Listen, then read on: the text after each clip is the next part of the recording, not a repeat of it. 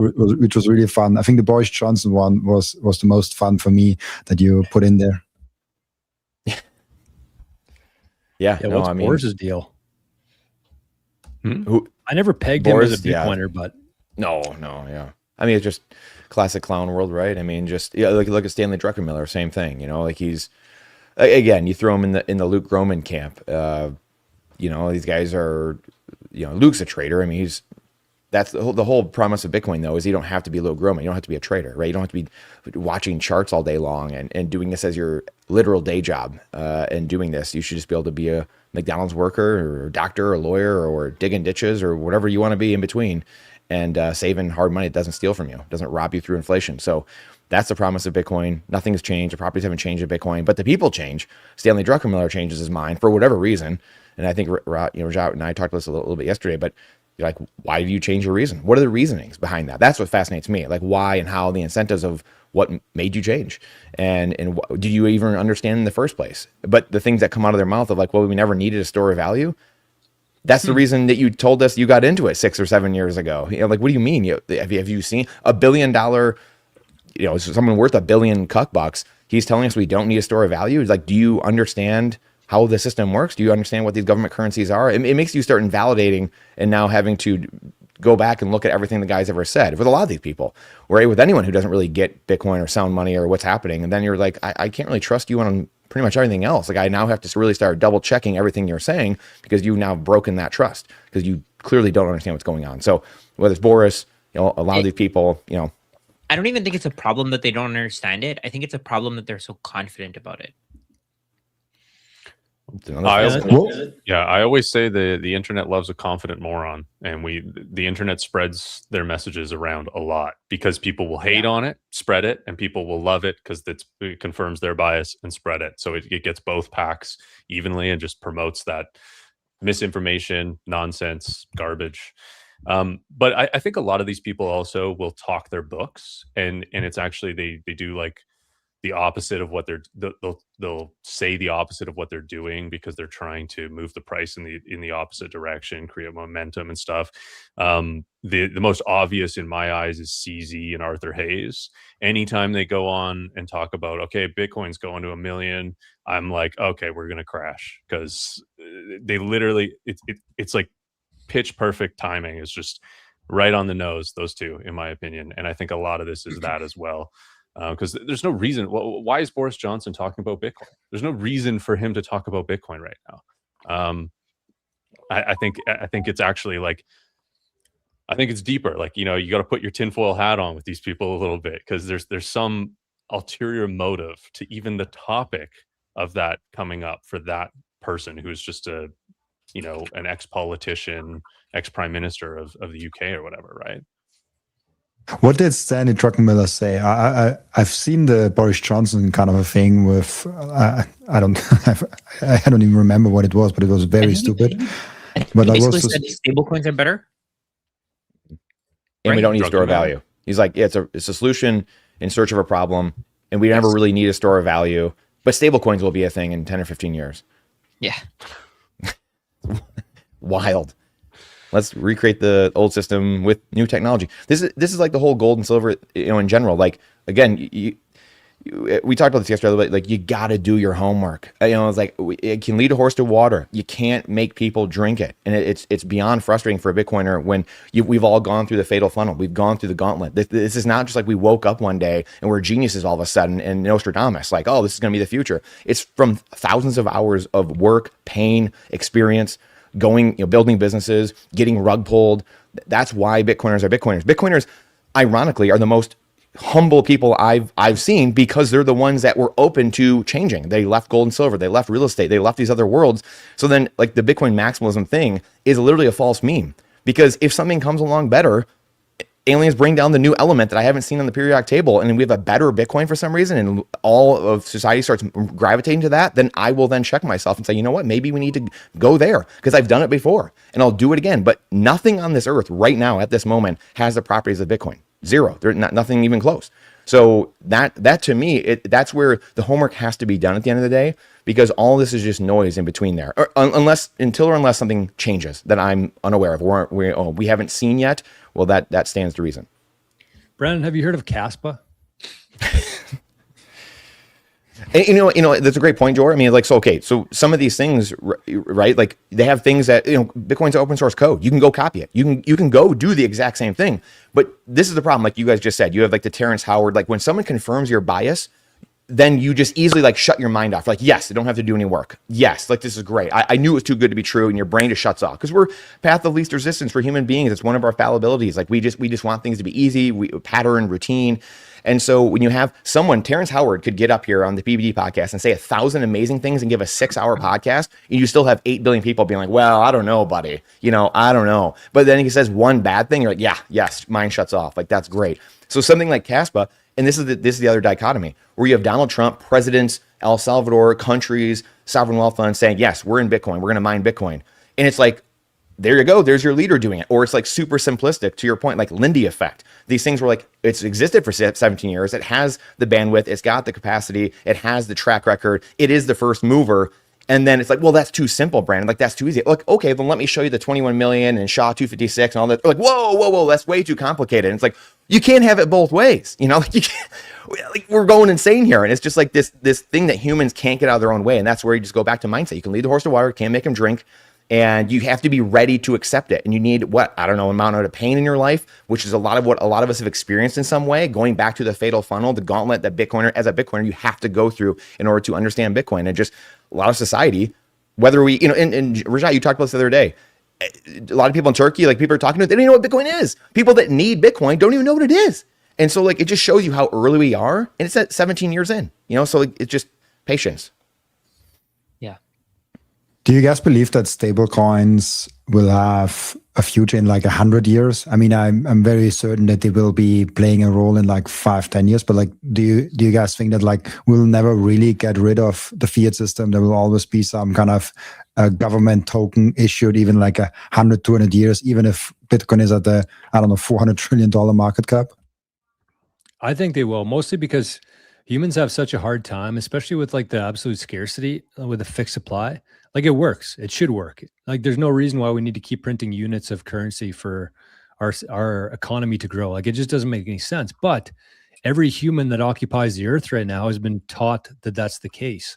And so I think that stablecoins have a future mostly because people won't want to spend their Bitcoin because they see it as, once they get to that point, they're going to see it as like something that they don't want to spend. That's the narrative from the mainstream, is like, never sell your Bitcoin, never sell your Bitcoin.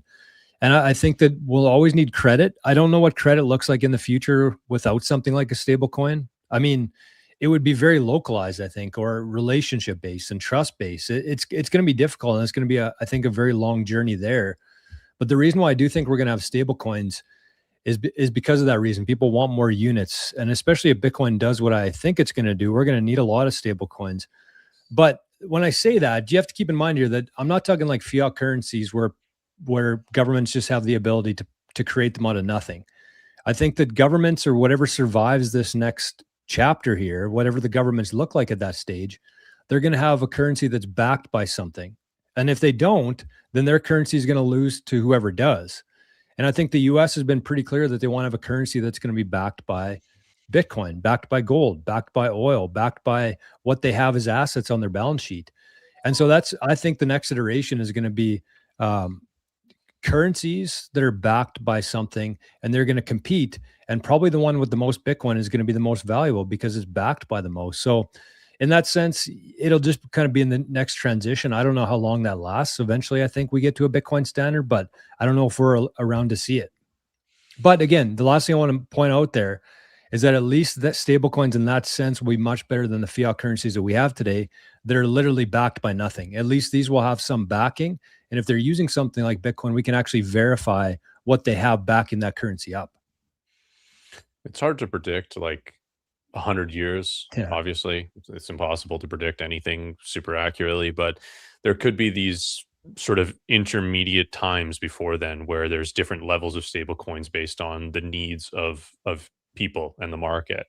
So there could even be a stable coin that is backed by Bitcoin and puts on Bitcoin to level out the volatility that still exists within Bitcoin. And then it has to still be denominated in something else. So I guess fiat still exists in that sense. or I don't know what it would be denominated in. I mean, that's where things begin to fall apart in my mind with stablecoins, is if Bitcoin is the unit of account, then what are the stablecoins priced in, if not Bitcoin? Would be And Bitcoin, right? but then if they're priced in Bitcoin, then why not just use Bitcoin? Like, what is the utility that a stablecoin has at that point? It's kind of hard for me to figure out. I would just say that the utility that they would have, kind of based on what I was saying, is like they have the network. Where like if I the wanted rails, to send, what's that? like the payment rails or something. Yeah, and not just the payment rails, but like the actual The users, people, the merchants. yeah, people still want like a middleman there. Yeah, they want the stability. I think That's there's always going to possible. be people. There's always going to be people who want stability. Like I feel like I feel like they don't care about getting enslaved. I think they're No, more for worried sure. about stability. Like they're There's just worried also about. there's also like consumer protection, like Yep. you know, it's sort of a benefit that Bitcoin can't be clawed back, right? But there could be an argument that it's not in some cases, so people might want like that as well. So that would require, but I don't know. I think all of this is just built on top of Bitcoin anyway. Like it's all like a stable coin ends up being Bitcoin locked in a contract like Lightning is, and you can do clawbacks within that system because there's a sort of an oracle intermediary deciding things. I don't know. I don't know how it all looks, but I think it is ultimately all built on Bitcoin. And it's what I was thinking, because you can of course have a stable coin, but the question is it a stable coin that has the unit US dollar, or is it a stable coin that is ultimately just Bitcoin? So it's like we can have the whole MasterCard, Visa network, callbacks, customer support, user, like the merchant things, all on Bitcoin. We don't need any US dollars for that. And that's what I'm thinking we are right now. I'm kind of obsessed the last, I think, 2 weeks with this car and horse example. I'll just show you guys this, and I'm curious what you guys think on that, because it took, but I did not show this last time around, right? I did not show this last time. I don't remember. I hope I did not. But I just wanted to show this because it took a very long time for the car to be the similar speed of a horse, which sounds weird now. But in the beginning, when the car first came out, it was like only 16 kilometers per hour. And it took it, what was it, about 15 years to catch up with the horse just in speed. So it took a long time for the horse, for the car to actually be as good as the horse was from a standpoint. And then there was a red flag thing. I don't know how to search it. Red flag car Britain. I don't know if you guys heard about that. It is, yeah, it was the Red Flag Act in the British law. It was there for about how many years? It was for 30 years or something like that, where for 30 years when you were driving a car, someone had to walk in front of the car to wave and say to people, there's a car coming, pay attention. And so all of those examples for me is just like, now it seems like, oh, like Bitcoin, we need stable coins, we need this and that, we need the users, the merchants, and all of that. I think it just needs time for this ecosystem to kind of like emerge and to spread and make those things happen. And so I found it very fascinating to compare it with a car and a horse. I don't know. That's so interesting. I had no idea about the flag. I think I heard about. Did you guys hear somebody invented something where every car has to have like a shovel in front of it, so that if people, if maybe it was just a joke or a cartoon or something, but it has to have a shovel in front of it, so that if people show up in front of it, then they don't get hit. They just fall in the shovel and they stay safe. It might have been a cartoon, but I thought it was really funny. There was an invention that was like it was like a contraption that had a big net that they attached to the car, and it would grab whatever falls into it. I saw a YouTuber tried to recreate it, and it was like the most dangerous thing ever. I thought they also used to have like a horse's head on the front of a car so that people could associate the car with the horse for a while too. I never heard the red flag. That's wild though. That's really absolutely wild. I heard a guest of mine told it to me, I think last week or something like that, and I was like, what? Like, how is that? And it was there for 30 years. It was not like a short law that was outlawed afterwards directly. It was like 30 years directly. So it's crazy. Robin, So in can you other share words, history? the stable coins would essentially be the red flag for 30 years, maybe.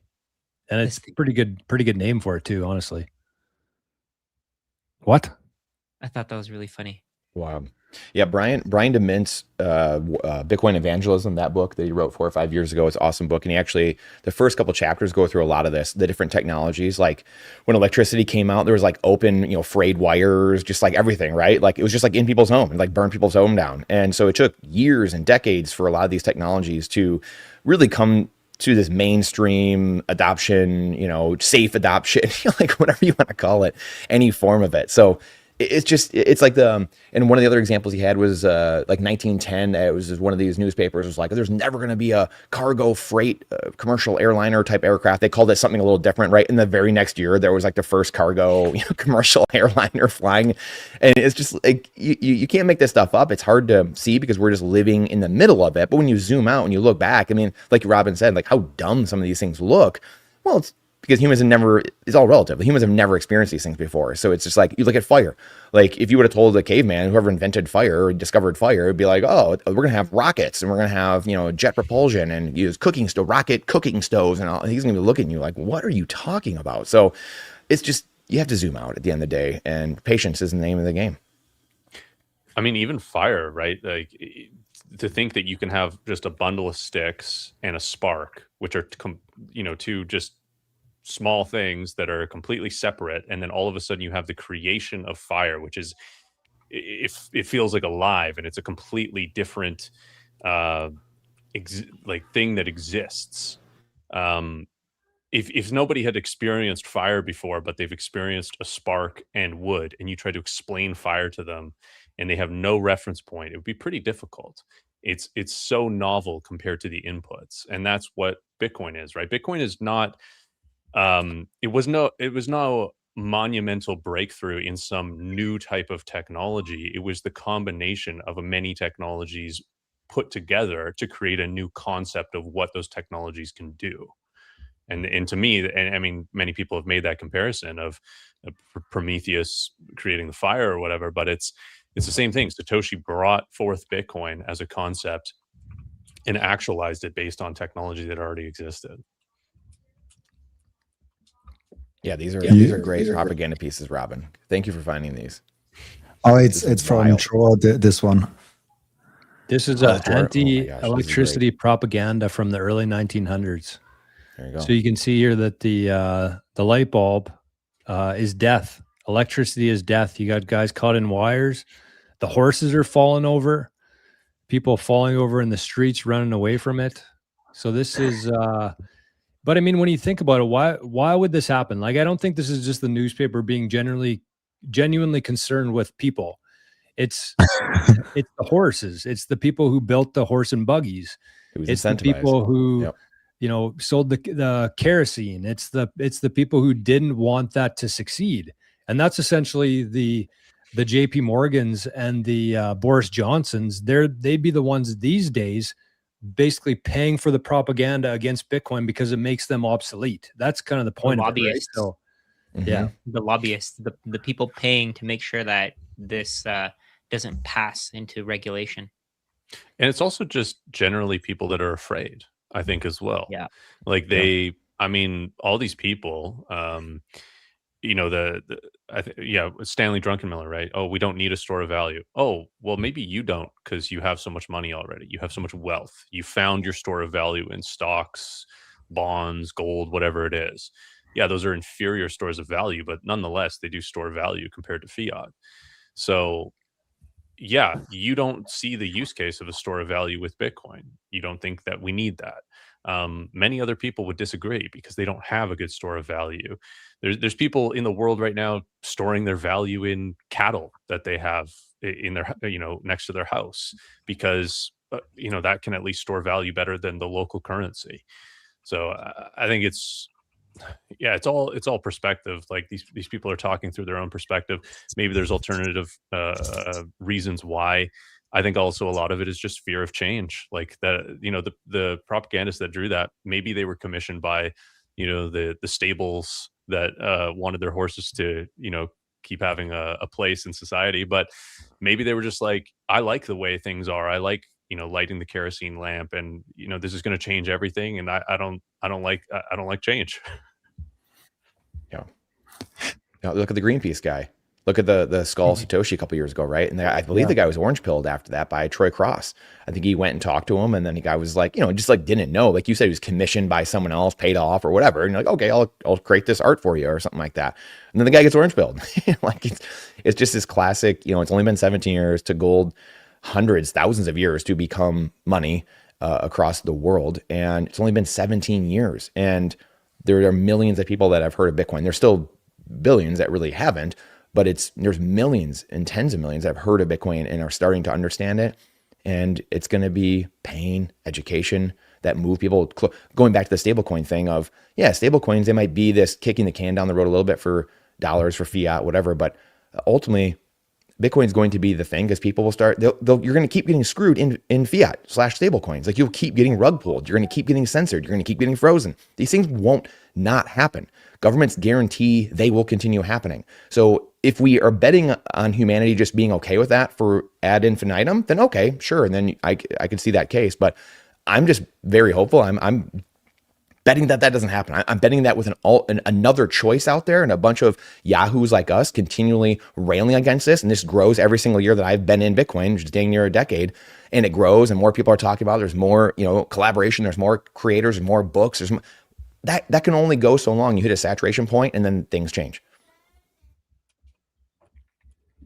I love that. I think Russia sent me one comment that we should bring up, which I think is an interesting one because a lot of people thinking about that. The comment said, I think this is the right one in Russia, right? Yeah, that's the one. It said, I have also DCAs, the Bitcoin, but calculating the probable best accumulation point is not a bad idea so that we can have some emergency or big fall fund. I mean, the whole personal finance side of Bitcoin is something that I discovered literally in the last 5 months. And I'm curious what you guys also think on that, because having gunpowder when Bitcoin is dipping is something I never had in my now 6 years of Bitcoin accumulation. I had money, I just put it in Bitcoin. Like I never timed the market, never did any of those things. And it was talking with a lot of different people that actually it might be smart, especially if you mature and get more responsible and you get more responsibilities also in life, where maybe it's not a bad idea to have an emergency fund. Maybe it's not a bad idea to start accumulating more when it goes down and a little less when it completely goes up. How do you do you guys have any opinions on to have an accumulation strategy beyond just like me, just putting everything that you have in Bitcoin?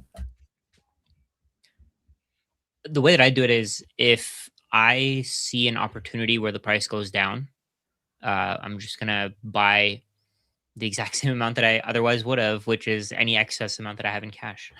I don't really care. To me, it doesn't matter. If the price goes down, the price goes up, I'm going to keep buying. That's my strategy. It doesn't matter to me.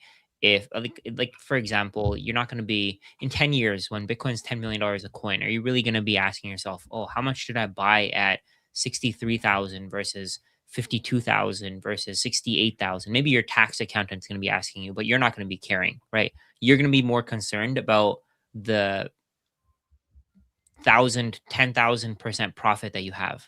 That's what you're going to be thinking about. And I think trying to time the market is extremely stressful. It's not sustainable. You can try doing it if you want to, but you could get burned really badly. So let's say, for example, maybe you don't. I think that strategy where, let's say you buy when there's fear and you sell when there's greed, or you just buy when there's fear, I think that works. Mm-hmm. Maybe you don't buy when there's extreme greed, but again, Bitcoin could easily go up 3-4x based on how much strategy is buying, based on how much anybody's buying really. And then it may not come back down to the same levels where it was before. For example, at 10,000 at some point in the past, it was probably extreme fear, or sorry, extreme greed.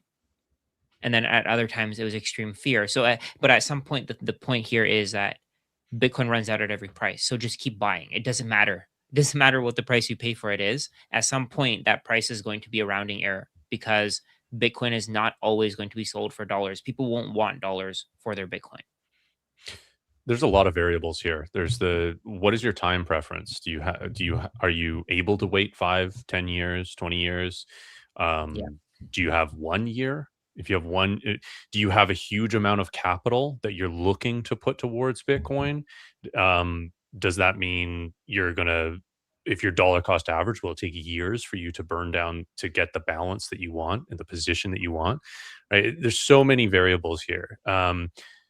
I can say what I personally do, which is a hybrid strategy of lump sum and dollar cost average. So I have a consistent dollar cost average.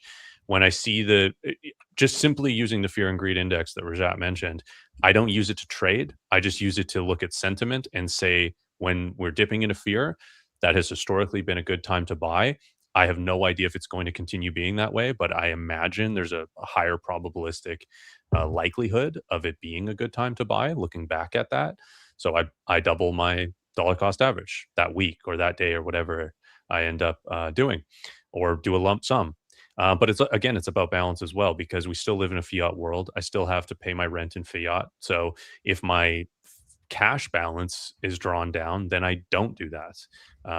If my cash balance is above what I like to have for short-term cash savings, then I will probably be itching to put it in Bitcoin, because I hate holding cash in general. So again, and Rajat, you said this as well, but you can do whatever you want. You can if you have the other variable here is time, energy. If you have the time and energy to try to time the markets and things, go ahead and try. If that's what you want to do, it can be like a little video game. Will you have less sats or more sats? Who knows?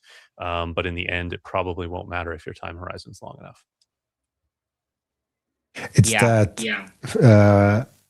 I really struggle with that, and I think it's a mindset thing, because I always try. I think since 4 or 5 months, I try to build up a cash reserve, and then I'm like, oh, that strategy price looks juicy, or like, oh, Bitcoin dipped, like I want to pick it up at 60K. Like it's so hard for me to be disciplined to have any cash whatsoever, because my mind then goes in rationales. Oh, I can just sell Bitcoin if I really need to. Like I struggle a lot with like building that cash reserve. I've been a little bit better the last couple of months, but yeah, it's very hard for me. A strategy that worked for me in the past, I don't really talk about this that much, but I think it works, is, so let's say, for example, you have a low interest line of credit, let's say 8, 9, 10%. What you could do is, when Bitcoin goes to fear, you use it to buy Bitcoin. And then when it goes to greed, you use your income to pay off that line of credit. And then I guess you can just rotate between paying off and using your line of credit. And I mean, that just, I think it'll help you to accelerate your purchases, like what we're talking about here. How do you even build up the cash reserve?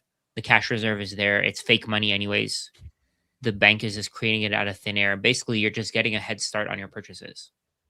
Yeah, you're bringing your purchasing power to the present and paying off that loan plus interest, and making the short-term bet that your Bitcoin's going to out appreciate the interest that you have to pay monthly, yearly for that loan.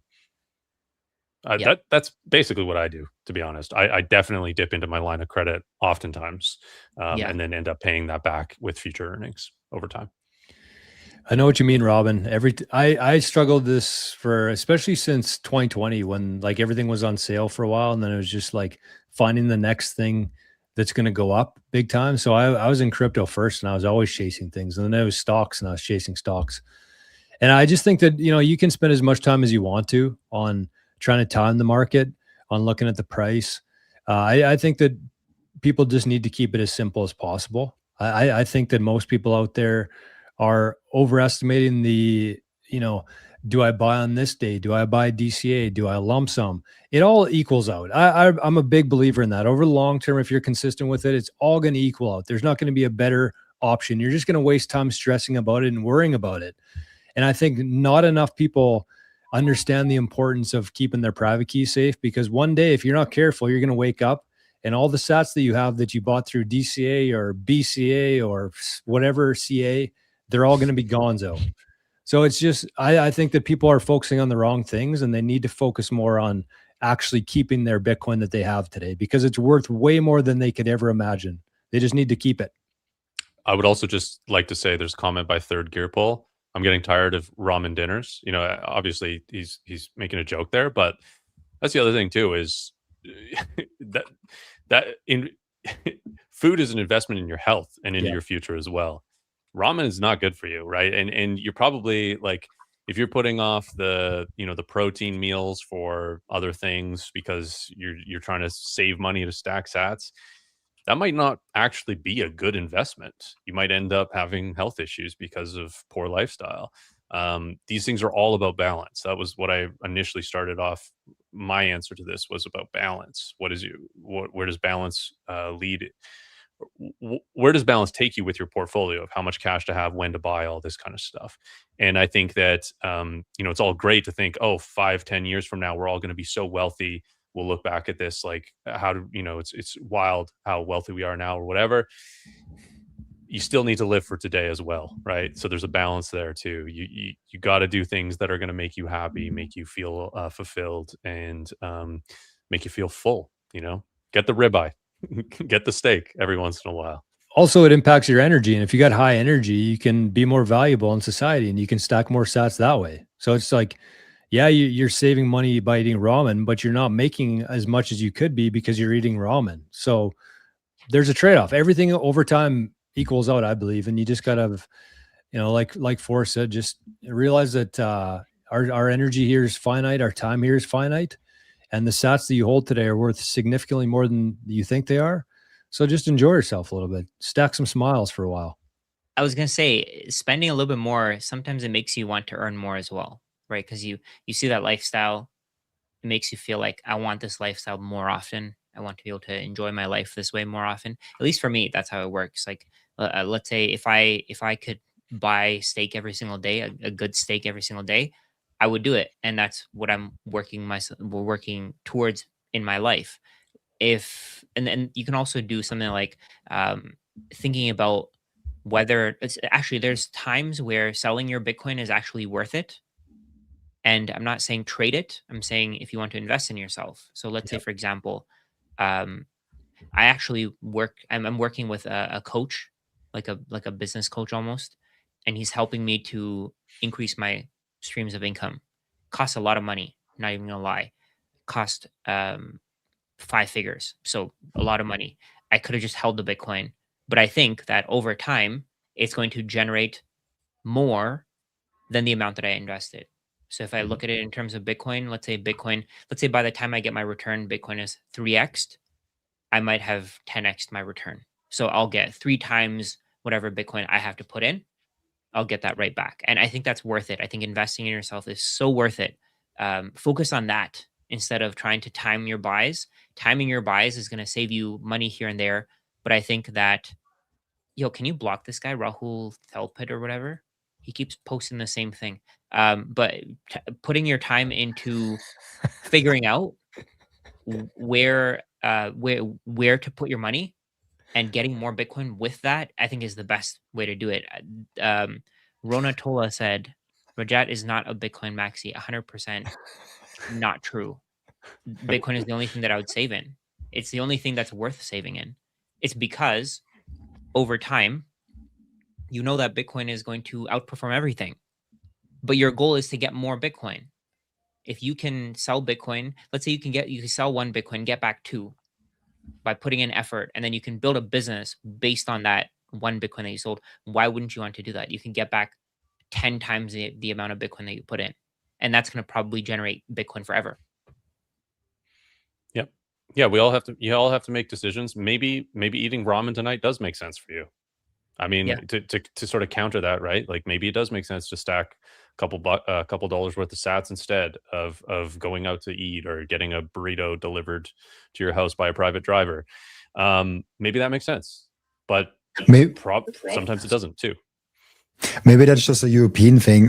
Probably not a European thing, but like I sometimes go out and spend on an expensive dinner, on a ramen dinner. Like, is that a thing? is that am I the only one doing that? No, like where I'm that like, happens here it's a nice ramen dinner. Like sometimes you even get like a nice beef in the ramen and all of that. Like Oh, yeah. I kind of like it actually. But it's not cheap. I think we're talking about instant noodles here, but yeah, ramen at restaurants is awesome. $1 a packet. Just wanted to- that $25 a bowl lifestyle. The one thing I'll say on it is just having goals. You guys have kind of danced around and touched on it, but just having goals. Having stacking goals, having spending goals. Like in the fiat world, 15 years ago, it was like I always had like the different buckets. It was like a savings bucket, charity bucket, investing bucket. And just having those things that you're kind of. Otherwise, you just get into this race of like I can never have enough sats, and it's like we're human at the end of the day. You'll kill yourself trying to just Believe me, if you got a wife, different stuff, right? Like as a guy, you might be able to sit there if you're a single dude and you're 25 years old or something, or 35 or 45 and you're single, then you know what? Hey, sleep on the couch, eat ramen noodles, whatever. But if there's other things going on in life, trust me, you're not gonna be able to load the spring forever because you'll lose everyone around you. They'll be like, dude, you're a psychopath. Sorry, like you won't have any Bitcoin to spend on anyone at some point. So, moral of the story is just have your red lines, like have your goals, stacking goals, spending goals, That's what Bitcoin's there for at the end of the day. Save your time and energy. It's no different than the money we use now, other than it actually stores your value, right? So the currency we spend now is the same as Bitcoin. Bitcoin's money and the currency and all these things. We get the benefits of all the properties with Bitcoin. So just remember that at the end of the day. It's there to help build the circular economy, let you live your life. It's just money that doesn't fly away from you and get stolen from you from guys at the top. That's the only difference. So, set those goals and just stick to them as best you can. And that's, that's to me the biggest thing, I think. Otherwise, you just get caught in it. Because I've been that guy, years ago. I've been like just endlessly, living or frugally and just trying to load the spring forever. But you'll kill yourself trying. Yep, well said. You guys have any? Because someone talked about that, and it's sometimes annoying for me. It keeps on coming up, but I think it's an important topic to address. Is the core versus knots thing? Do you guys have any opinions on that? Like it's such a like I think it's on a edge of like getting less attention now, but it's like keeps on coming up also with the BIP 110. I myself, just to get it started, I don't sit on any verge. I just say Bitcoin will be fine either way. And I think the immune response of Bitcoin was actually very healthy, but I'm just curious if you guys have any thoughts on that. Yeah, I mean, we sort of are waning a little bit with interest, I would say. But the activation date is in August, so it'll probably ramp up coming into there, I imagine. Yeah, it's very interesting for the soft fork that the activation threshold is 55%, whereas previous soft forks have had 95% thresholds. There's kind of it's a temporary nature. There's only 1 year for it. I sort of go back and forth actually on it, and that's partially because there's a lot to understand here. There's a lot to understand with the game theory, the potential for temporary or a more persistent chain split. Does there end up being two different chains from this with persistent hash rate, and then therefore a market develops around that? I mean, there is potential for that, and I think you're right, Robin, that Bitcoin will ultimately be fine, and that this is an immune response. I think that there is also people sort of taking advantage of the immune response in either direction, and sort of running with it for their own purposes. And I also think that as much as Bitcoin will be fine, that doesn't mean that every Bitcoiner is going to be fine. So there's going to be people wrapped up in this quite a lot. And I don't think there's really that much information about like what are the risks to you as a Bitcoiner. if this does happen or doesn't happen, if you do support it, if you don't support it, if you actively signal for it or not. What happens if you send your Bitcoin during activation? What happens if it's not compliant? If you send Bitcoin, it's not compliant, but then with BIP 110, but then BIP 110 becomes the longest chain. What happens to your transaction? I think there's potential here of that people aren't really looking at, like potential risks that people are not considering here that could be real, even if their likelihood is small potentially. Yeah, I agree with you, Forrest. I mean, it's something that you don't want the solution to be worse than the problem, right? And so that can be the risk that you run at times, and that's where the economic actors in the system, which are people who hold Bitcoin, miners, and the node runners. The people that are really entrenched in the system are going to be the ones that are really in on that. So, I mean, if you want to get really active, I mean, if anyone here is not running a node and looking really going down these rabbit holes, you probably should, because like you said, long term, it's probably it's going to work out the way it should. We've had things in the past. We kind of look back, we're like, okay, whether it's the Taproot or different things where it's like, like, was that the right way to go? Like, are these things the right thing to do? And there's always a contentious at the time. You don't know how they're going to play out. And that's why you do have to really, come in with, seeing many different sides, many different avenues here. And unfortunately, there is some time.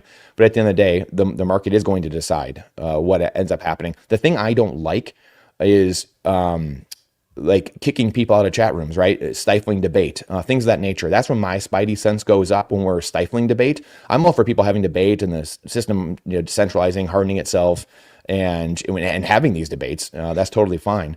But when we're kicking people off of things like what was happening, a year ago or whatever, that's the thing where my spidey sense, it reminds me of Bill de Blasio in New York offering cheeseburgers for people to go get things injected into their body.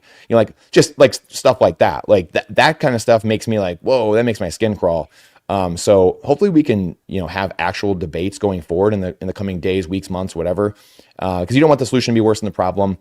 Are there things we've been doing for 10 years that all of a sudden we're changing all of a sudden and ramming down everyone's throats? Yeah, there are things, but now are we, is BIP 110 the way to go with it? It's like there's these different elements that people are still really learning. I was saying this yesterday, like I'm still going down the rabbit hole of, because we keep stacking on like, well, okay, well now we're going to do this. Now we're going to do that. And it's like, okay, so the game keeps shifting. And so the goalposts kind of, they keep moving around and you have to keep following it. So all that being said, like, again, run a node, do all this. So I'm an economic actor in the system, and a lot of people are going to have nothing to do with going on. If you're just holding Bitcoin on an exchange, well, you're completely SOL.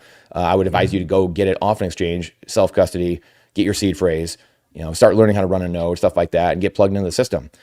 So that to me is but I want to see the debate at the end of the day. I want to see debate. I want to see people talking about it, and there's people that are very technical. I come from the more political revolutionary side and things of that nature, but it's, you got to listen to all sides and use your intuition at the end of the day. You watch the sides, learn, but see how people are acting. I mean, body language, how are they acting? That to me tells, humans, we forget to use those higher faculties at times. And that's where you're going to get a lot of what you need to know just by how people are acting, the body language, facial expressions, because I don't know who's telling the truth all the time. I don't know who's paid off. I don't know who's what, but follow the money and watch how people are acting.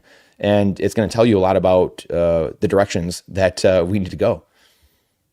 And the Bitcoin network will ultimately decide, right? Eventually, this will just be behind us. Either it will get adoption or it won't, and it will just fade. If it doesn't, that's what happens with a soft fork. If it doesn't get adoption, is it just can exist, persist, be run by some people, and if they're not important enough to the network, then it doesn't matter, right? TikTok next block, Bitcoin just continues on. So we'll see, I guess, this year, what we're going to see sort of I don't know if this is the interesting thing about Bitcoin is software. Bitcoin software always has the potential for bugs and always has the potential for improvements. So it's never going to end. This is never going to end. So if you're waiting on the sidelines because you're wondering about, will Bitcoin become quantum resistant? Will something illicit get into the blockchain in some way that you don't like?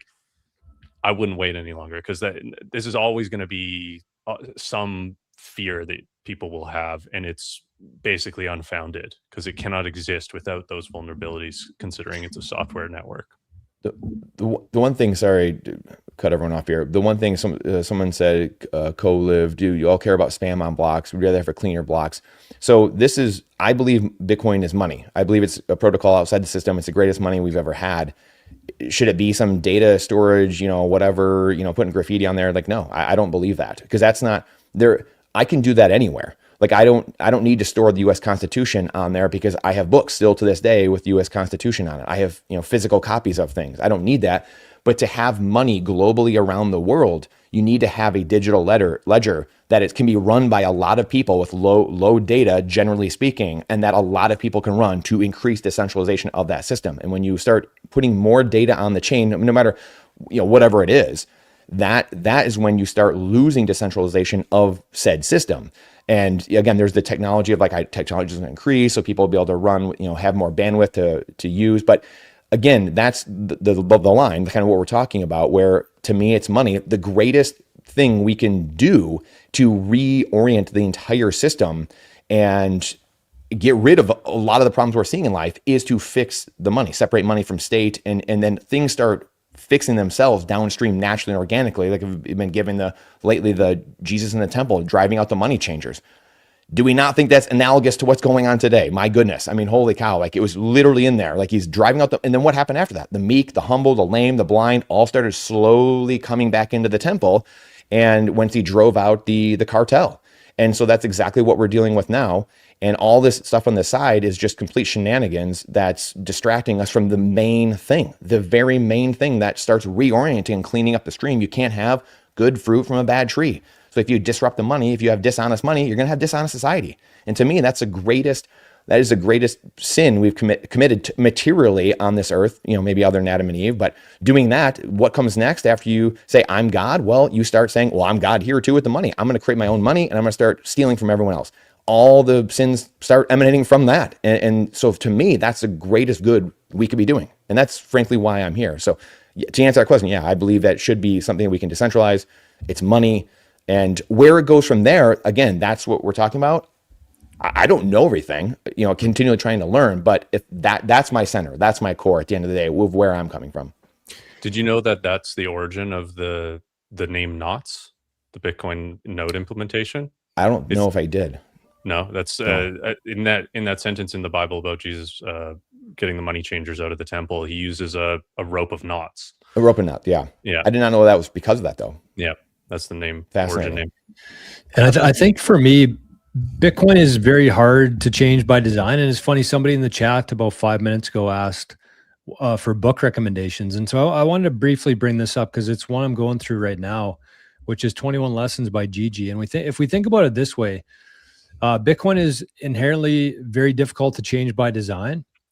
And there's a point in here where it says, to be considered truly leaderless, you must surrender the easy solution of having an entity that can designate one chain as the legitimate one.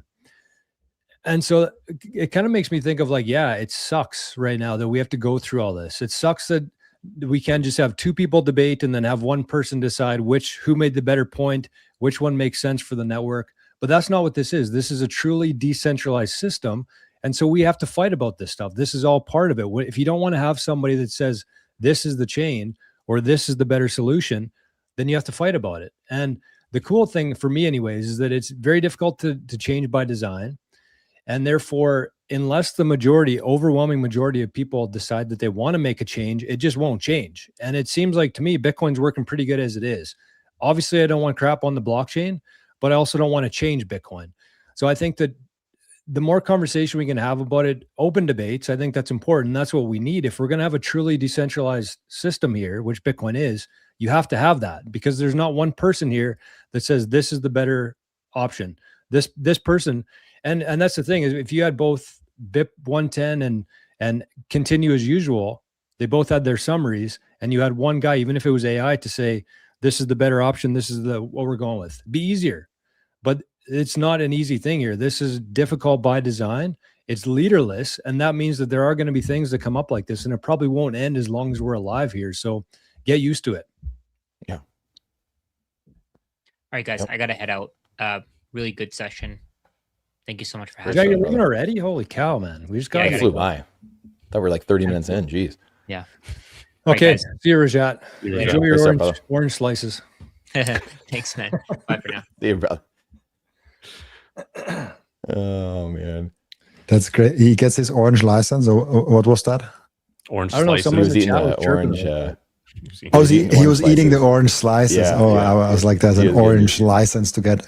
People are chirping him in the chat. Yeah, this is, Maybe it's a good thing because you brought it up briefly, Joe. The making sure the Bitcoin is safe. If you want to talk about it, because I think it's very important to give the notice for people that yes, accumulation strategy is great. Yes, like making sure you make everything right, have a cash buffer and all of that. But it all doesn't matter if your Bitcoin is gone in the end of the day. So I mean, I think it was last month, the product head of X came out and said that his prediction was that within 90 days, the internet was basically going to become unusable because of spam and AI agents kind of taking over. And I'll just say, I'm not going to give away too much information today, but I had a couple key accounts get hacked this morning. And it's, I know a lot of people in my life that would have maybe a fraction of the, what would you call it, how strong your password is and how they're kept. And I got hit. I mean, I'm a target probably because I'm on YouTube and stuff like that. But I just want people to be aware of it. I want you to take this very seriously. And thankfully, it was only some sats that I had on Lightning Wallet on the internet. But I just want people to kind of go under the assumption that everything that you have is going to be taken from you online. Bitcoin in self-custody, much different story, especially if you got a passphrase around it. If you have it encrypted, even better. But anything that's online, whether it's emails, history, Lightning, sats, accounts on different things, just assume that it's going to be hacked because that's where we are right now. It costs almost nothing to scour the internet, to target specific people, to get information out of them. And this information has been floating around, especially if you have a ledger or if you're a Coinbase user. But anyways, my point is kind of take a very good inventory of your online footprint that you have right now. If you've been using the same password for the last 10 years, consider that you're hacked. You're going to be hacked. If they haven't done it yet, they probably will soon. And you got to take this stuff seriously because it's not going to slow down. It's going to ramp up. And if you have anything meaningful, important, sensitive, you need to take this as seriously as possible. And you don't have very long, I don't think. So understand where we're going. Bitcoin is going to be a solution to this, I think, in order to, verify yourself, prove real, bringing energy from physical to digital. But you got to look after yourself and just don't take anything for granted online. Make sure that everything is as airtight as you can make it. And I learned my lesson today, and thankfully it was a small lesson, but it's something I think about every day. I talk about every day, and it's still like I still feel very vulnerable and susceptible to it because I don't know what's lurking out there, boys. It's scary. Yeah. So keep your Bitcoin offline. Keep your private keys offline. Generated offline stays offline. Use a good password manager. Don't reuse passwords. That's the easiest hack possible, is creating a fake website where they trick you into putting in your password, and most people reuse passwords, and then they get your data off of a data broker. They see what websites you've signed up for, and then with what email, and then they just try that password in every single one of them until they gain access to other accounts. It's a really, really easy hack. The internet is, we literally don't know if the whatever president or prime minister of Israel is alive right now. Yeah. We literally don't know if he's alive right now. And the video circulating of him being alive is being dissected by everybody. It's saying this is AI, this is not AI. It's caused so much confusion of whether this huge world event has happened or not, because of how uncertain reality is on the internet now at this point. So that's just going to get harder and harder to discern as an individual whether what you're looking at is real or not. So if you can keep your private keys offline, that's going to protect you entirely from that risk vector of the internet becoming harder and harder to navigate. Wild. It's funny because, again, like we've been saying for 2 decades now, don't trust everything you see on the internet. Now you literally can't trust anything you see on the internet, which is great because as a Bitcoiner, it's great for us because it was already, trust but verify, or don't trust, verify, that type of mentality, right? And now the world is waking up to that. And I've seen, I don't know if it was Scott Adams before he passed away, or if it was, Nolan Bowerly, one of our own Bitcoiner, saying that this year going forward was going to be the year of auditing. Audit was the word. And what better word as a Bitcoiner to have people being exposed everywhere, whether it's the files coming out, AI, having people, training people to understand that, yeah, you need to be auditing things. You have to, whether it's the vote, the SAFE Act that's trying to be passed here in America, and you have Chuck Schumer up there like, well, there's literally going to purge millions of people from the rolls, like saying the quiet part out loud. It's truly wild, but people are slowly waking up to this. And unfortunately for us, like it doesn't happen overnight. People don't just see Bitcoin overnight. They can't just audit things overnight, but we're getting there. Like directionally, that's what I've been telling people too. I think I said this last week to you guys, but 20 years ago, I was very political. And if you would have told me 95% of what's going on in the world right now is happening currently, I would have laughed you out of the room. Like the richest guy in the world talking about all, conspiracy theories, and we're talking about the money flows, who's controlling the president. That was unheard of 20 years ago. Totally taboo, totally unheard of. And it was just out of the realm of 99.999% of people. So we're directionally going the right way. And it's just unfortunate, I guess, to a degree. Maybe there'd be mass chaos. I mean, maybe if we were really quickly going the route Bitcoiners are going, there'd probably be a lot of chaos in that way too, because entrepreneurial, visionary type people, early adopters, tend to be very just like, hey, we're going here and then we're going there. We're doing this, we're doing that. I'm sure there's a reason, there's a rhyme and a reason for it, nature's law, and it's just going to play out the way it's supposed to. But we're going the right direction. We're going to win, guys. We're going to win. And I asked myself the question of like, if we're entering a world where you cannot verify anything on the internet, like every video can be fake, even slowly robotics, like it gets almost harder to trust in-person things. Like if the robots get really good, masks get really good, body composition gets really good, where there's a person walking down the road and you couldn't tell without stabbing in the stomach if he's a robot or a human being. I think we get to that point at some point. What's the worth of something that you can verify, like Bitcoin? Like what is the worth of that in an AI world? I think it's truly there's a reason why some of the AI people really swear on Bitcoin. There was this, I think a half a year or 4 months ago, something like that, on Diary of the CEO, this random AI guy. And I listened to the podcast, just like it was a full AI podcast. Host was not a Bitcoiner. I mean, he has some Bitcoin, but he's not a Bitcoiner at all. And he was not like outspoken a Bitcoiner or something like that. And the host just asked him, Stephen just asked him after 1 hour 10 or something like that, hey, 2035, 2045, what is one thing you should do to get ready for this AI world? And he just says, buy Bitcoin. Just like randomly puts it out there. And like he explains it like Bitcoin is the only thing that the AI will not be able to manipulate. It's literally the only thing.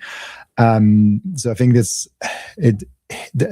even that message of it's verifiable in a world where nothing else is verifiable, where there's a person standing in front of you and you're not 100% sure is this a robot or like an actual human being. Yeah, I think it's going to be a big part of the internet in the future. And Jason Lowry's talked about this before on Twitter. He basically said, and this has been the thesis for a while now, is that everything's going to become unusable. You're not going to know what's real, what's fake. It's going to be so cheap to, unleash hell on anybody. And comment sections, and the four of us, I'm sure, see it every day, where you open up you post a video and there's 100 comments under there. And you're like, do I spend 10 minutes getting rid of these, or do I just like dirty up my channel here and make people have to sift through them? Yeah. And so I think that the cool thing about Bitcoin is that it allows for micropayments where you could post a video and say, if somebody wants to leave a comment on this, they got to pay 1 sat. And it's like a fraction of a penny today, or the equivalent of a fraction of a penny. It doesn't have to be anything significant. You're using a currency that cannot be created out of thin air to prove that you are a real person. And you might say, well, whoever has the most Bitcoin can manipulate things. Well, yeah, for a while, but they're going to run out eventually. And that's the whole point of using Bitcoin for that versus fiat, because politicians can't print more Bitcoin to unleash their propaganda on people. So that's where Bitcoin comes into the equation here. I just fear that people themselves are taking this lightly, especially with Bitcoin. And, you know, I again, I learned a lesson this morning. Thankfully, it wasn't a big lesson, but enough for me to change path and not let it happen again. But just be careful out there, especially if you got sats online on an exchange, on a Lightning wallet that you have a password to. Just be careful, because they're probably going to be gone sometime soon, unless you make some change soon. Yeah, and Bitcoin is the most obvious, possibly top thing that is becoming more and more scarce over time, while everything becomes more and more abundant, right? There might be things that become relatively scarce, but not as scarce. I think Bitcoin is right at the top there. It's getting more and more difficult to acquire Bitcoin. It's reflected in the price. Of course, the price is volatile all over the place, but over time, it's going up beyond anything else. And people will say, well, NVIDIA did really well. Well, guess what happens when that happens is they issue more shares. There's more stock-based compensation. It's pretty easy for NVIDIA as a company to create more shares. Nobody can do that in Bitcoin. There's 3.125 new Bitcoin being released every 10 minutes. And in 2028, it's going to be half that. So it gets more and more scarce over time.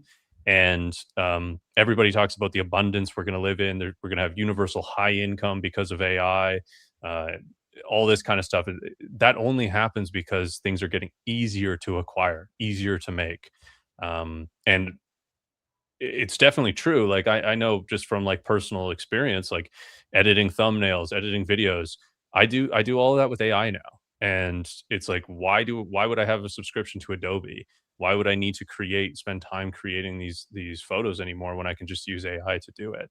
And that's abundance. That's something easier happening because of AI, and it's taking market share from those things. So everything is at threat of AI, in my opinion, and robotics, as Robin mentioned as well.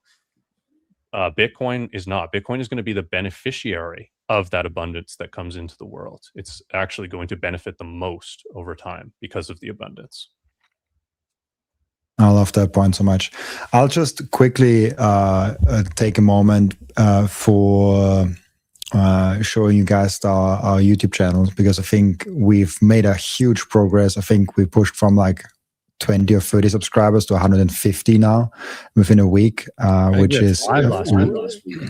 Yeah, like that was amazing. And so if you're not, and a special shout out to like the 10 guys that already watch the whole episode live on the channel. I think last week we had like 2 people. Now we have 10 people. That's amazing. So if you haven't done it, just go out there. BTC Mastermind. It's way easier now to search. I've tested it out. At first, it was like very hard to search because you had to scroll down like a lot. It gets easier, but just search that handle exactly as it is. It gets easier, especially with the youtube.com at BTC Mastermind. I think it's a good way to get there. So just want to quickly shout out the channel, because slowly but surely we will move our chats to there, and yeah, looking forward to that. Good call. Forrest just shared it in the private chat there, so we should be able to share it for people to go check out. Yeah, ideally we want to have everybody in the same spot. That's the end goal with this, is to have everybody in one spot so everybody can see the comments. We don't have to bring them up on screen, and so hopefully sooner than later. But shout out to everybody who has subscribed over there. Hey, there was an interesting comment here that I wanted to get your guys' thoughts on. I lost it though now. What was it about? Oh, right here. From Third Gear Paul, if you want to bring that up, Robin. It said, fear for me is more physical than online. See, and that's where I used to be too. And I think it's important to obviously keep a good handle on both. It's quite a ways up, Robin. It was at like 2 o'clock, I think. It says, fear for me is more physical than online. But if you think about it, like, again, technology is getting pretty good. There's the AI bots. They can do a lot of things now. And if you think about it, do you think it'd be easier for somebody in Pakistan or Thailand or Indonesia or Russia or anywhere? Would it be easier for them to fly to your house, book a ticket, find out where your house is, break in your house? Hopefully they can get some Bitcoin out of you somehow. Or sit their ass on their couch at home and try to use other techniques for social engineering you or hacking your accounts. I think it's going to be much more likely that Bitcoiners are going to get hacked from online stuff as opposed to physical. I think a physical is like a marketing thing. There's been a lot of people selling like hardware devices and you know, steel plates and things like that, which obviously are very important. You can't skip that part of it. But I think people really underestimate the threat of online social engineering, scamming, you know, hacking. I think that's really going to ramp up because it's just getting easier and easier for people to do. And it's way easier for them as opposed to trying to find where you are physically and have to extract the Bitcoin from you that way. So just be aware of that. That's what I'd say. It's about risk reward. So right now the reward is way easier to do remotely, and the risk is always going to be high to have a physical altercation to try to get your valuables from you. It's why we're all relatively safe, because even if somebody wants something that you have, they fear the repercussions of trying to take that from you. There's a real risk of them getting hurt, of it not going well, all that kind of stuff. If you're super remote, you're using ways to make your digital usage more anonymous. You might get caught trying to scam somebody online, but you probably won't. And then even if it doesn't get a reward of you being able to be successful with the scam, there's still no harm to you, right? So it's about risk reward, and that might shift, that might change, but I don't think so. I think it's actually just going to get easier and easier in the short to medium term to scam people online than it is to physically going to altercate with them. Yeah, and I think this is also the thing of how much of a criminal are you? Like if you want to just steal money, like that's a different kind of a criminal than breaking into a house and trying to like torture someone to give you the Bitcoin. Like that's there's a whole different level of criminal activity, a whole different level of both pieces of shit though. Yeah, for the later one, you really have to, like, there has to be something very wrong in your brain. It's not like it's something that there's something very, very wrong. And so it's it's logical emotionally that you're afraid of someone coming at you and like beating the shit out of you. But it's more likely that someone gets access to your account and like steals your Satoshis from that way. Way more likely than like someone actually coming to your home and doing that, because maybe they are not even home. Like maybe they don't have any Bitcoin home. I certainly avoid that. Having all of your wealth sitting at home, maybe not a good idea. And I think maybe people realize that you can't access all your Bitcoin directly at home. Like you don't have like a gold bar that you like, give me that, okay, here, and I'm gone. Like it's not that easy. So it's way more easy to, like, as Forrest described before, just like get a password that you were using, looking at all the email entry data and like doing all that. It's a way more likely risk that it happens to you. Yep.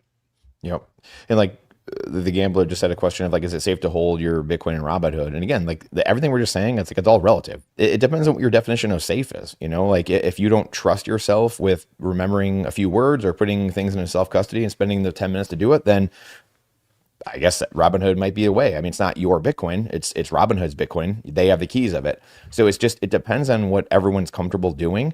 And again, this is, everything we talk about just goes back to mindset from me, right? Like, how does a fish know he's wet if he's been in the water his whole life? Like we live in a world where government currencies are the only things that have existed in our lives. So we're just used to that. We're just used to someone else custodying it, taking care of it, telling us it's there when it's really not. And again, audit, go back to the word audit, 2026 and going forward. Younger generations will not put up with, you know, if anyone's been walking around at all in the last few years, younger generations will not put up with lack of transparency, opaqueness, the lack of auditing, all of that. Like they're done. No more. The systems are FUBAR. That's why, like, I empathize with people with the war stuff that's going on. Like I understand both sides of. I can clearly argue both sides of the aisle in essence. And there's actually more than like two different positions. But You have people that are like, well, it's against the Constitution, what Donald Trump's doing. When's the last time America followed the Constitution?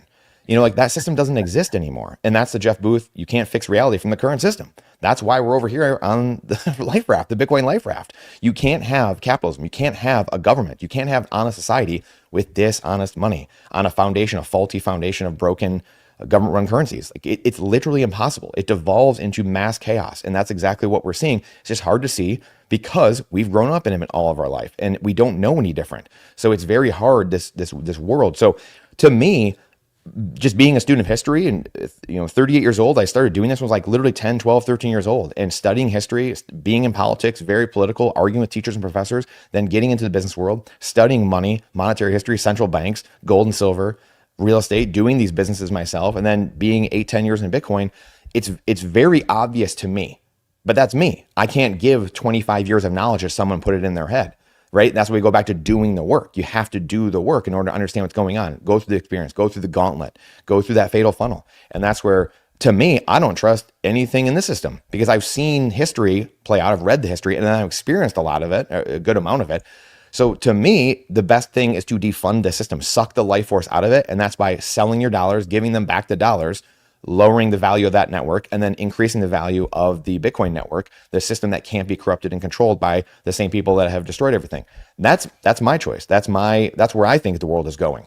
And so everyone else might have this different, spectrum of thoughts on it. And Robinhood's good and Coinbase is okay. Well, I'm 75 and I want to retire, so I want some stretch, whatever it is. I want some income.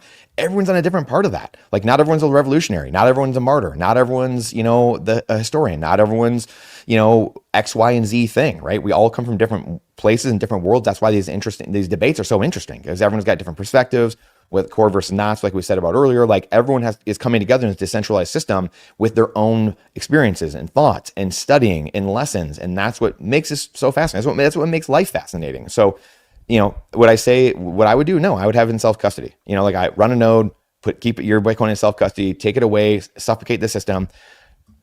But that's me. That's the optimal thing. So hope that helps. Yeah, well said. I got to run, guys. So I'm going to take off. Okay. See you, Forrest. Chat. See you guys. Appreciate it. And then there were three. We just keep on going till only one guy is left. We should. We used to have when I was playing hockey, like back in the day, George, like you guys might have done this as kids too, probably. But like you'd have like the different tournaments where like once in a while you would, if you had overtime, you would start 5-on-5, and like every 5 minutes they'd take a player off the ice, and then you get down to like 1-on-1, and that's how you like. I didn't have it happen many times, like maybe only once or something like that, because usually it'd end on like 3-on-3 or something like that, or 2. You would never get to like 1-on-1. But I was always like, oh man, this is gonna be crazy if it gets down to like 1-on-1. Oh man, yeah, we do. One guy. Yeah, that's. I forgot about that. I don't think they still do that anymore, though. Now I don't have Probably kids. not. So I'm not. You can't. Well, again, like we got snowflakes. We got people are weak. They're effeminate. So you can't have people like, oh, you're out there. It's on you. You lost. The team lost because of you. You can't have that anymore. Come on. What are we talking about? Half rinks. So, yeah, half rinks. Half rinks. Responsibility is lost. Killed society. Literally, men don't get punched in the face anymore. I'm telling you, that's my theory, guys. Men don't get punched in the face anymore. So there's no feedback loop. Yeah, keyboard warriors now. But I mean, yeah, you're right. People do need to get punched in the face, and I think that's a big thing of people being able to hide behind a fake account online or a NIM account online. As much as I respect people's privacy and be able to do that, they get away with a lot of stuff now. But I still think I'm a big believer in, whatever you want to call it, karma. Well, I like calling it karma, right? So if you wrong somebody, if you steal from somebody, you're going to get that stolen from you in this life or the next lifetime. And it's all about doing right with your own soul. And it looks different in other people. So I can't tell people what's right, what's wrong. To me, some things are right, some things are wrong, but I can only control what my soul says, right? And that might be different from somebody else. But I'm a big believer in karma. And I do think that the people who have stolen from humans for so long will pay for it in one way. They might not get, strung out there, or jail time or whatever, but they're going to pay for it in the next life or the next life after that. And that's my belief anyways. It could be wrong, but there's a special place for people who steal things from people or, 100%. harm people. I think we just really need to go back to that world where As long as you're minding your own business, you're not affecting other people or harming other people, you should be able to do whatever the hell you want. I heard a good quote one day that your own freedom goes as far as someone else's freedom starts. And so like if your freedom goes so far that it restricts other people's freedom, it goes too far. It kind of limits someone else. And I think this is a great way of putting how freedom is, because it's very, I noticed that like freedom discussions and like what we should do in the political system is like sometimes very hard for Bitcoiners because we have very nuanced opinions on things. And it's not always like black and white like that. And so like with the freedom discussion, it's hard because there are some topics where like it's good, it's bad, like where do we see the state intervene. So yeah, just want to mention that. I think freedom is an important one, but also, as Brandon said, which is very, very true, self-responsibility. That's something, I don't know, like it seems to be lost. People no longer want to take responsibilities. They want to just throw it off to someone else. Someone else will deal with that, and it's okay, and they want to hide and they want to blame someone else, and they don't want to take responsibility. They don't take step forward. So I think like literally if you are living in 2026 and you're a person that takes on responsibilities and shows this to other people, you will be amazing. Like you will be doing so good, because people, no matter if you want to go up in like entrepreneurship, if you want to climb the career ladder, like no matter what you want to do, if you're the guy that takes responsibility and sees your faults as your faults and improves on that, and sees the right and wrong in there, you will be amazing just by the feedback loop that was Brandon also talking about. Because if you always blame other people, and if you can't take the responsibility for your own mistakes, there is the learning process missing. The feedback loop is missing, and you don't have a chance to get better. You just like you get stuck at that level.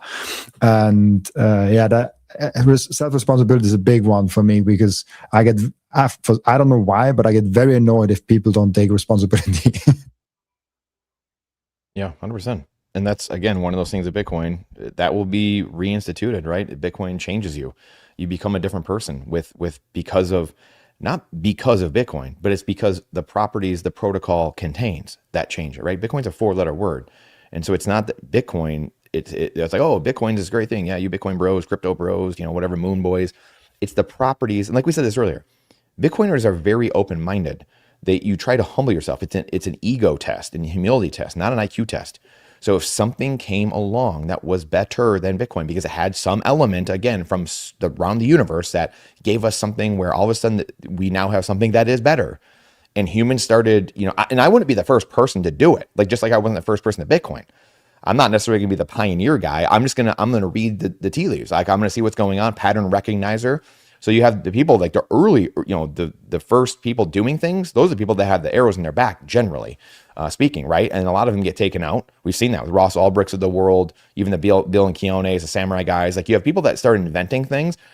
I'm not that smart. I'm 80 IQ, so that's God didn't give me that ability to create these amazing things. So I just sit here and yell at and talk about stuff but that's where, when you start recognizing the pattern shifting and facts change, then you hope people can start recognizing that. The pattern recognizers, maybe those early adopters, start seeing that and they start moving that way. Again, that's how all of us came to Bitcoin at the end of the day. That's how we got here, because we were open to changing. Because again, for myself, I was gold and silver guy. I was real estate guy, studying monetary history, coming from the political world. So the red versus blue fighting, and then being open-minded to maybe there is something different, and then seeing Bitcoin, and it takes a bit of time, and you realize, you go through your objections, and wow, this is something different. There's some different promise here, something that humans haven't seen before. But you have to be open to it. And again, that's what the Bitcoiners right now, as it stands, those are the people that are open to, hey, there might be something else out there better than what we've been trying to do for, you call it at least a century here. That's the Federal Reserve. Isn't it wild how they got away with it for so long?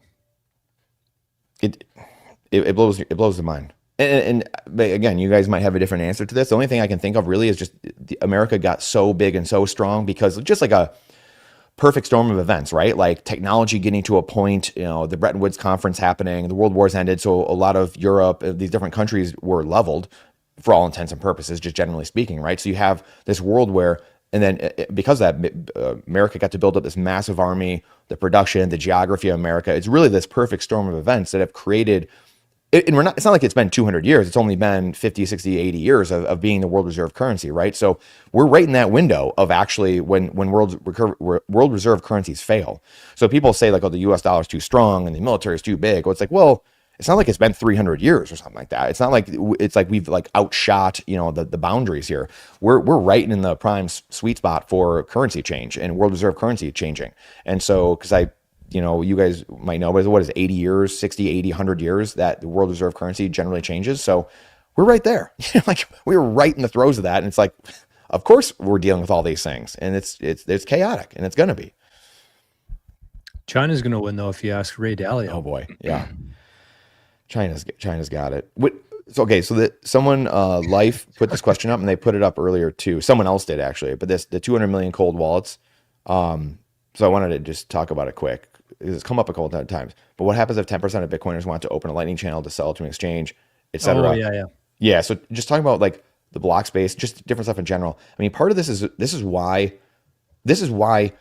I know all of us do what we do and come talk about it, and the people in the chat too, right? All of you guys in the chat, this is why you're here, because I know the people in the chat are doing just as much as we're doing. Like they're talking to family, they're doing stuff. I'm sure some of you guys have blogs, you're writing things, like you're doing things, right? So we're trying to alert people to what's going on, because yes, this is going to the incentives of the market, because it's a finite structure, finite block space, finite amount of Bitcoin. The price in government currencies is going to go up until it doesn't exist anymore, until those things don't exist, right? And you're just trading sats for other things of value. So that's and that's why we're doing this. So we're trying to warn everyone, hey, this is going to go up in price, in government price. If you don't want it to, I would suggest studying Bitcoin and getting in now. And the other part of it is just the incentives are such that when things are warranted, like I was listening to Francis Pouliot and NVK the other day when Ben and Nathan from BTC Sessions were doing their thing, and these guys talked about it too. They're like, guys, patience. Like this is just patience. He's like, there's a lot of things we could do in Bitcoin, but they're not needed yet. Like the market isn't demanding them yet. And I forget which one was saying that, but it's very real. So like we as Bitcoiners, we tend to or human beings more or less, we tend to conflate all the time horizons into like one moment, and it's like that's not how things work. Like when the market wants these things or wants X, Y, and Z thing, there will become other options, a liquid, Lightning, Fetty, like these other things will become much more usable or easier, or there'll be more bandwidth associated to them. So these things will resolve themselves just like they have for 17 years. But we tend to just like myopically look at it, and it's just right this second, and this thing doesn't work right this second, or whatever FUD it might be. It's like, well, people are working on these things, and necessity is the mother of invention. So the things that's the beauty of Bitcoin being anti-fragile and being a protocol, we can layer things in to help with it, because it is a protocol, and bolt things on, literally and figuratively, right? So these things will be fixed and can be fixed, but a lot of these things aren't needed yet, and because this is what we're doing. We're trying to educate people, like, hey, this is the future. Defund this system, suck the life out of it, bring your time and energy here, and how you see Bitcoin today won't be what it generally looks like 10 years from now or 20 years from now. So it's going to ebb and flow. Things will happen when we need it. It will come when the market wants it and the market needs it. It'll pay for it, and it will do that. We will get there. That's freaking awesome. But I think Joe, you also have to go soon. So I think we're at about like 1.5 hours. I think it's an amazing point again to end. I'll make it again with you two to see if you guys have any tips, snippets, nuggets, whatever you want to call it, for the end. If you guys have anything, Brandon, sure, feel free to share it. Otherwise, we'll end the screen. Yeah, I mean, I'll just kind of piggyback off what I said before in terms of the paying close attention to your passwords. It's something I've been actually trying to do for the last year, honestly, is clean up my passwords and pay attention to the most important ones and make sure that those are generated and stored offline. There's actually pretty cool devices now, like even the Cold Card Q, like you can actually generate passwords on this now. You can store them on this now. You got to be careful though, because just as the case with with Bitcoin, like if you got a substantial amount that you're protecting, you don't want it at your house. You don't want a single point of failure, not just in case, the house starts on fire or there's a tornado like we've seen quite a bit in the US in the last week or two. But to make sure that you can't exit yourself, you can't access it. So I think if you can work your way towards getting into a setup in Bitcoin where you hardly have any Bitcoin on hand that's easily accessible to you, and the majority of them is like in a multi-sig, geographically dispersed, you're just going to really limit the amount of things that can go wrong, because we kind of had an argument there between physical attacks versus like online attacks, like social engineering.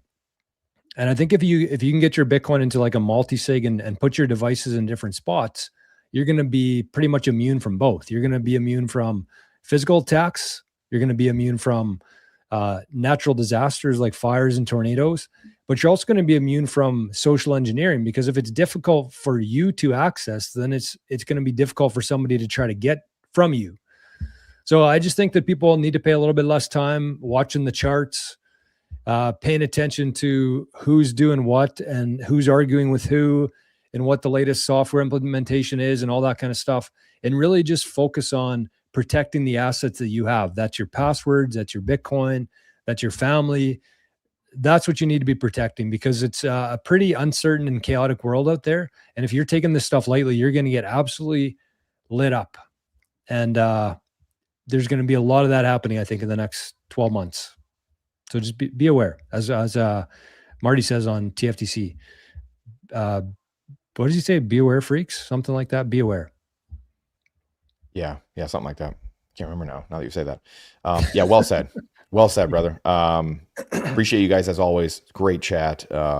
Feels like it gets better every single week. And I feel like I'm like, this is the best one. And then somehow we just keep leveling up each week, which I guess makes sense. Yeah, just going back to what you're saying, like social engineering. I think of Edward Bernays, and that's where like the government, like mass brainwashing in schools. Edward Bernays for 100 years, getting us into the wars, teaching the government how to mass psyop people. The intelligence agencies going back to late 1800s, early 1900s, all of it around the same time period. So all these things, there's just so much that's going on behind the scenes that we don't know about. And that's why what George has said is so important. Focus on what you can control, you, yourself, and your actions. And what are the things right around you? Other than maybe yourself, right? Maybe your spouse and helping them and your kids, maybe some direct family, maybe right around your friends. Like that's it. I mean, your little sphere right there. And if you do that, then other people start doing that, starts rippling out. One person, one family can change the world. And that's where this is going. We're already going the right direction. Like we said earlier, we are winning. We are absolutely the price of Bitcoin, 17 straight years up and to the right. The conspiracy theories, all the people, they keep being right. It's really weird. Every 6 months, all these conspiracies keep coming true, right? All these things just keep going up and to the right. So we are winning. Zoom out, set your goals, set your spending goals, your stacking goals, and make sure you live a little bit. Don't kill yourself just trying to stack the whole time, but live a little bit, but set those goals. So you have those red lines, you have those lines in the sand of like, okay, I feel good. I've set these things, I hit them. I can reward myself a little bit. I can live my life. I can do my thing.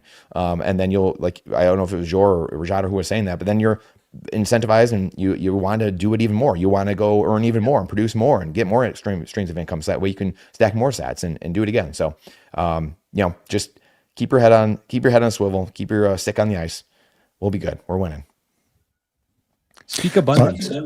I think a lot of people miss that in life. There's a lot of people who, they have the right intentions, but they're focusing on the wrong things. They're focusing on, let's say, paying down their debt. And then the more attention and energy they give to paying down their debt, the more debt consumes them. And that's what they spend their whole life in debt. Where if you focus on abundance and creating and being prosperous, then that's what you focus on. And then the debt takes care of itself. Everything else takes care of itself. You want to eat good, you want to live good, you want to exercise, you want to be friendly to people. And it upward spirals into you having more, you creating more, you having more value to store, more sats. And you want to get into an upward spiral. That's what people should be focused on. And I think that's saving, that's Bitcoin, that's, stacking skills, stack things that people can't take from you. That's memories, that's skills, that's Bitcoin and self-custody. And that's what we should be focused on more than anything. Sorry to cut you off there, Robin. Oh no, not at all. I just want to bring that comment up. I have a nice nugget of information, something that my fiance is even annoyed at me being so obsessed with.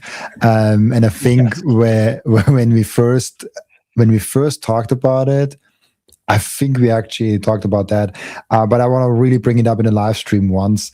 It is measuring your air quality. Oh yeah, it's Throwback to literally the first episode, pilot episode. Yeah, pilot episode. Yeah, like I think this is such a, and I was not sure if we talked about it on the live stream or just in the recording before. Yeah. But I think this is such an important point because I researched on that a little bit more, and there's this number like this 1,223, which means basically how many particles are there per 1 million. So like how many CO2 particles are there per 1 million?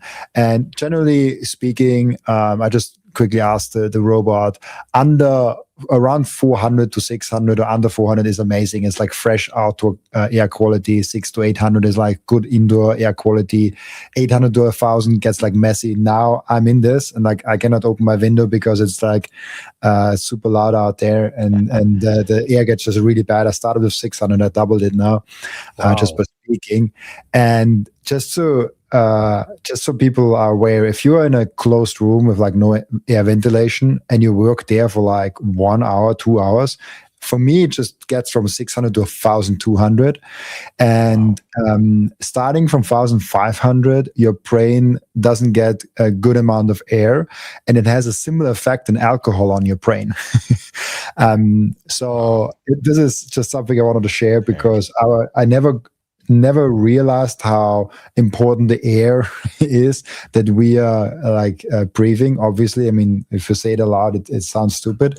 And so just like buy like a cheap thing on Amazon. It costs like $40 or something like that. There are like thousands of them, and just like monitor your air because like since then we almost always have a window open because the air otherwise gets really bad, especially if it's a smaller closed room. So that's my nugget of today that I want to give to people. Love it. So where did people find that? Like on Amazon, you said, right? Yeah, there are a bunch of them, and they're like I bought it on Amazon. I don't even know what brand this is. This is the Switch Bot. I don't like I don't know if this is the best one. It's just like makes the job. There's also Amazon basic products that you can connect with your Amazon Home and stuff like that. So there's like a bunch of different products out there that do all sorts of different metrics. I just measure the CO2 levels because I realized if I measure this one, all the other things are also bad or good. I had like a bigger one measured like 5 or 6, but actually just measuring the one with the CO2 forces you to anyways open the things and like do it. And then other than that, you just should just clean your house like every now and then it's like it gets dust off and stuff like that. So there's like 5-6 metrics that you could potentially measure. I just measured the one CO2 because it's for me the most like central one, but that's it for me. And it shocked me when I saw the statistics. And I think people also notice that if you're in a room for a long time and doesn't get nice air ventilation, you feel bad. You know, like you can, if you're aware of it, you kind of feel bad on it. Yeah. Good share. Good share. That's really good. I think that's somebody once said to never do business in a closed room or something because people aren't making good decisions with oxygen, lack of oxygen. That is so wild. Actually, kind of on that note, Robin, speaking of carbon and all these different things, I watched a video, one popped up on my feed the other day that said you should try to touch trees every day because of the carbon and the interaction. I guess it's similar to like grounding, I guess. But anyways, I never thought about this stuff. I don't know if I was had a couple beers or otherwise or what, but I was just absolutely dialed into this video the other night about trees, touching trees. And so it's pretty interesting science behind like how trees are formed. They basically form from the air, carbon going through the leaves and into the trunk and into a very dense state. But I just kind of assumed that they grew from the, all the matter of the earth below the earth and came up, but it's actually from the air. So something there. I'm surrounded by trees here. I don't know if you guys, I know some people watch the stream here, but I got trees everywhere here. So I try to get outside as much as I can and touch trees and touch grass. I think it's important. Tree hugger. Is it actually the touch of the trees, or is it just being around the tree?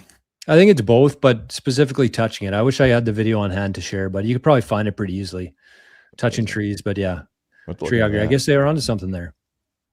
Yeah, the fear.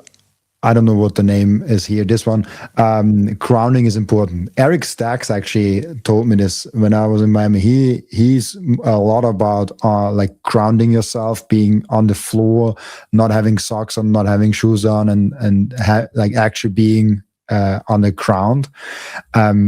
That's a whole rabbit hole I haven't never touched on it, but it's a thing. Like I saw that comment, and I was like, it's a thing. It is.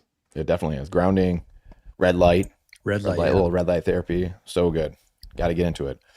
Really quick. I saw someone throw up the Vegas. Unless I'm not going, unless I'm asked to speak, then I will go probably. I know Robin, I believe you are going, right? Speaking there.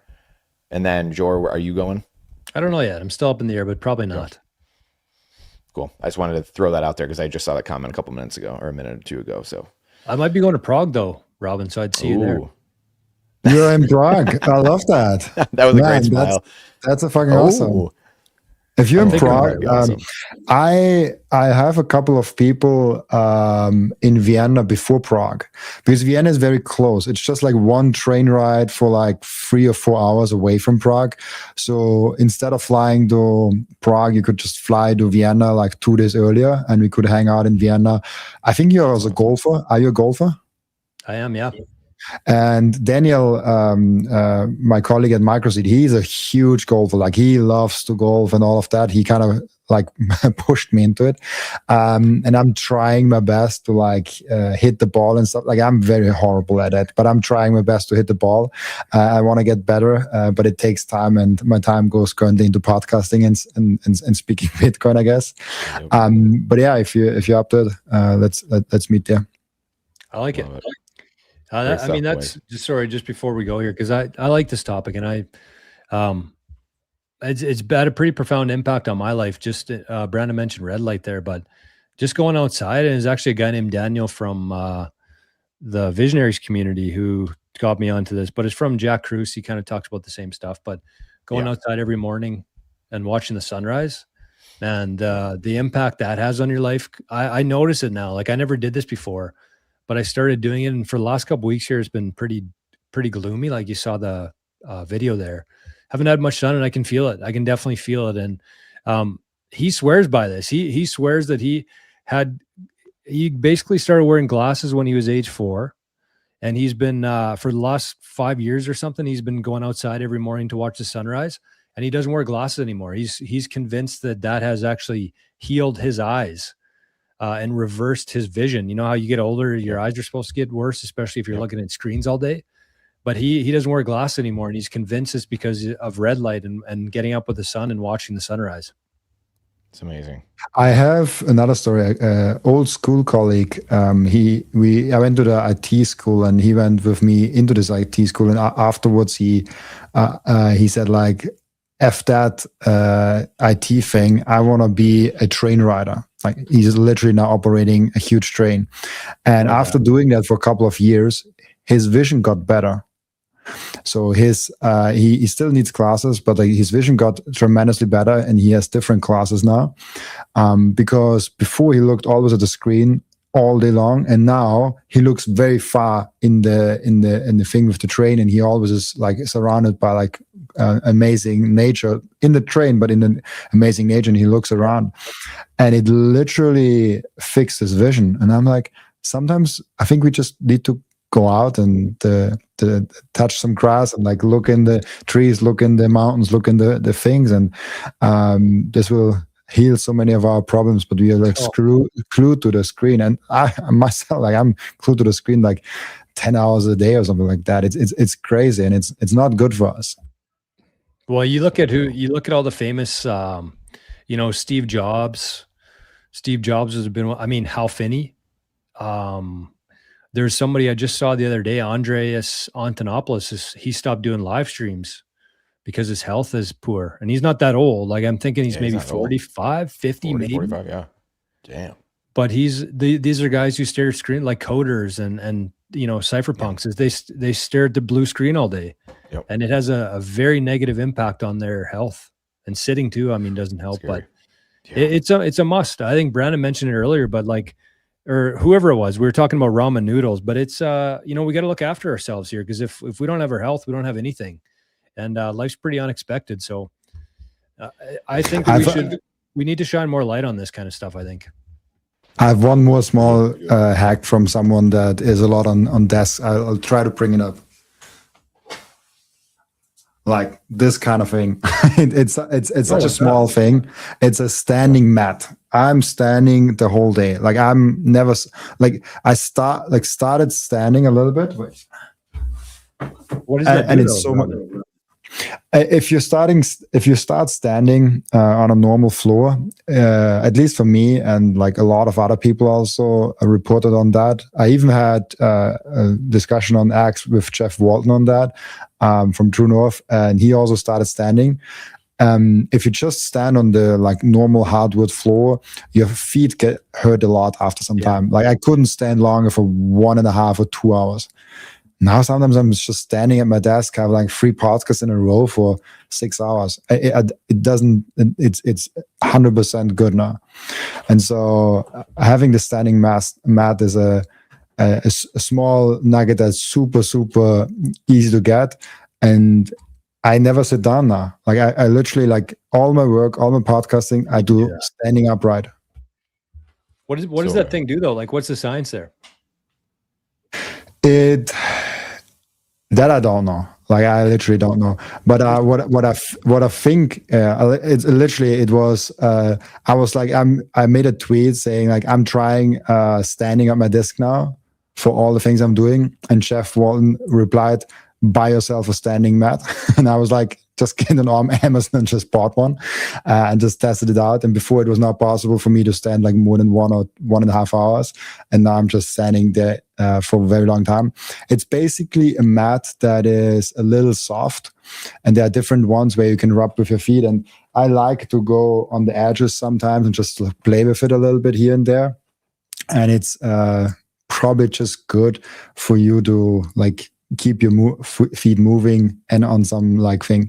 I haven't tried the treadmill though. There's people that have this like small treadmill that you can put it like 1 kilometer per hour, and you just like slowly walk on your desk, which is like the perfect analogy to like the how's it called, the rabbit race, but like with the other one. The motion. Yeah, a hamsterrad. It's called. Yeah. Hamster wheel? Hamster wheel, yeah. The hamster wheel, I think it's called like that, yeah. And so, yeah, getting something like that was like a game changer for me. But yeah, enough nuggets for today, man. We've stretched it to 2 hours with nuggets now. Yeah, we got to save some nuggets. We got to save some nuggets here, boys. Can't give them all away. But somebody in the chat said also, what does it say? Got to be selective with the content you digest. I fully subscribe to that. I think people really underestimate the power of, you become what you think about. You become your environment, right? So if it's the same thing, if you're surrounded by blue light, if you're sitting all day, if you're watching people argue, if you're arguing on X, that you become that energy force. And so you really need to pay attention to, like, be a very good guardian of what you bring into your life. It's not just people. I mean, especially since we live so much online now, what you're watching, what you're listening to, obviously what you're eating, what you're drinking, but it's all, you become your whole environment. So you really got to curate that. And I suck at it, but I'm trying to get better at it at least. Conscience of it. 100%. That's awesome. Great stuff, boys. I got it right. And thank you so much, Brandon, Joe, and I'll see you guys next week at the same time. Right, yes, sir. We'll be back. Appreciate you guys. Thanks, Brandon. Chat, Thanks, Robert. everybody. Thanks, everybody.